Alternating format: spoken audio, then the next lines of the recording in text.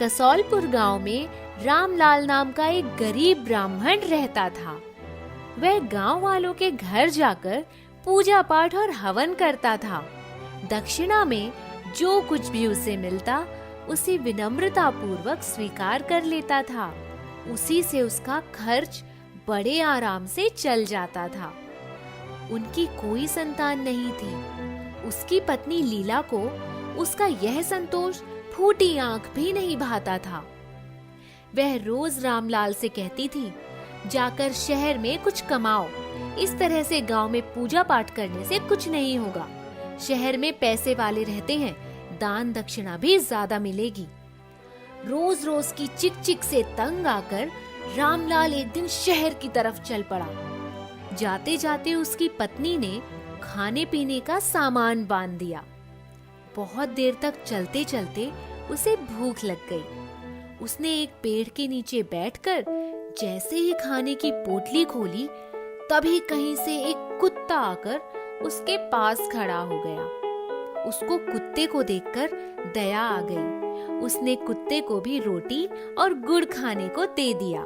थोड़ी देर के बाद कुत्ते ने उसी पेड़ के नीचे जाकर खोदना शुरू कर दिया। रामलाल को उत्सुकता हुई, वहाँ क्या है, जरा देखे तो सही। जब वह पास गया तो देखा कुत्ता जिस जगह पर खोद रहा था वहाँ एक लकड़ी का बड़ा सा बक्सा था। रामलाल ने अगल बगल की मिट्टी खोदी और बक्सा निकाल लिया। उसने सोचा शायद इसमें खजाना होगा। वो वहीं से कुत्ते और बक्से को लेकर घर वापस आ गया। उसकी पत्नी ने दूर से ही उसे बक्सा लेकर आते हुए देखा तो भागी भागी चली आई और उसके हाथ से बक्सा ले लिया। रामलाल ने कहा, अरे मुझे और मेरे कुत्ते को कुछ खाने को तो दे दो, फिर आराम से बक्सा खोल कर देखोगे। उसने दोनों को कुछ खाने को दिया, फिर बक्से को खोलकर देखने लगी। बक्से में कुछ भी नहीं था। उसको बहुत गुस्सा आया। उसने भुनभुनाते हुए बक्से को रसोई के एक कोने में ले जाकर पटक दिया और उस पर एक पतीला रख दिया। दूसरे दिन उसने बक्सा खोलकर देखा तो उसमें एक वैसा ही पतीला रखा था। लीला को बड़ी हैरानी हुई, पर उसने सोचा मैंने ही गलती से दूसरा पतीला रख दिया होगा। दूसरे दिन उसने चुपके से बक्से के ऊपर एक चांदी का सिक्का रख दिया। रात भर करवट बदलती रही। सुबह उठकर बक्सा खोलकर देखा, उसमें चांदी का एक सिक्का पड़ा था। खुशी के मारे उसके पैर जमीन पर नहीं पड़ रहे थे। अब वह कुत्ते को खूब प्यार से रखती, उसको अच्छा अच्छा खाना खिलाती, दूध पिलाती। उसने रामलाल से कहा, मैं तो बेकार ही उस दिन इतना गुस्सा हुई। ये तो जादुई बक्सा है। अब वह रोज उस बक्से के ऊपर चांदी के सिक्के रख देती। वह दोगुना हो जाता। धीरे धीरे उनके पास बहुत सिक्के हो गए। उन सिक्कों से उन्होंने सोने की मोहरें खरीद ली।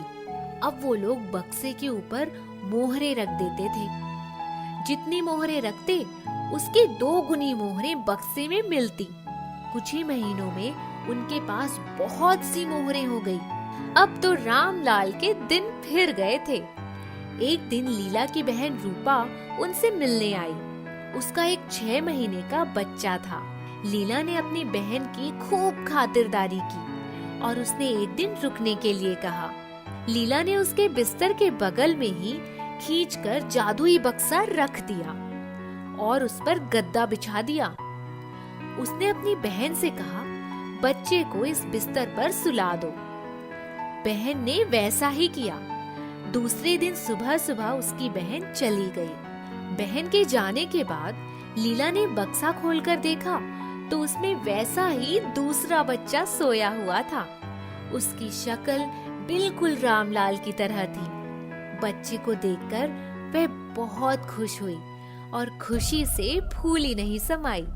दूसरे दिन उसने बच्चे को उसी बक्से पर सुला दिया। सुबह जब बक्सा खोलकर देखा तो उसमें एक और बच्चा था। दोनों बच्चों के साथ उसका जीवन खुशियों से भर गया। दोनों पति पत्नी ने बच्चों को बहुत प्यार से पाल पोस कर बड़ा किया। अब उनके पास बड़ी सी कोठी, धन दौलत, नौकर चाकर और 2-2 संतानों का सुख सभी कुछ था। लीला ने उस बक्से को भंडार गृह में रख दिया ताकि वहाँ कोई देख ना सके। जब किसी चीज की जरूरत होती तो जाकर बक्से के ऊपर रख आती। एक बार दीपावली का दिन था। लीला ने पूजा करके भंडार वाले कमरे में एक दीपक जलाकर रख दिया। कुछ देर बाद बच्चे खेलते खेलते उस कमरे में चले गए।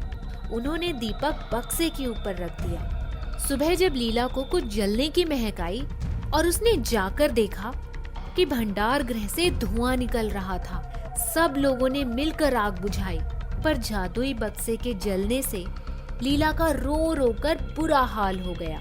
रामलाल ने लीला को किसी तरह से समझा बुझाकर चुप कराया। उसने कहा, हमें जो कुछ चाहिए था वो सब मिल गया।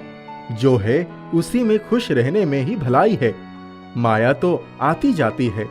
जो चीज जैसे आई थी वैसे ही चली गई। हमें जादुई बक्से ने कितना कुछ दे दिया। लीला ने अपने पति की बात मान ली और वो खुशी खुशी जीवन बिताने लगे।